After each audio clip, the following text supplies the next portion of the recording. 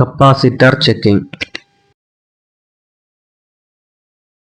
Capacitor DC വോൾട്ടേജിനെ block ചെയ്യുന്ന component ആണല്ലോ.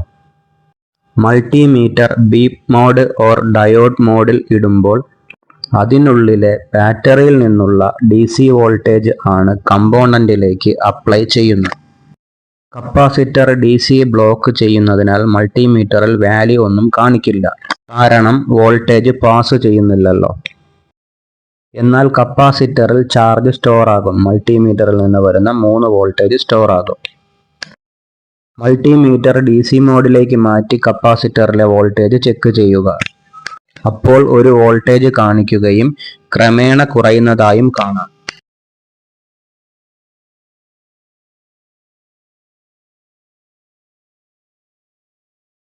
അങ്ങനെ അത് ക്രമേണ കുറഞ്ഞ് 0 വോൾട്ടേജ് ആകും.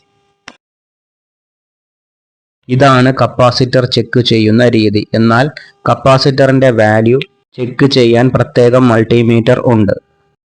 കപ്പാസിറ്റർ മദർ ബോർഡിൽ വെച്ച് ചെക്ക് ചെയ്യുന്ന രീതി തെറ്റാണ്.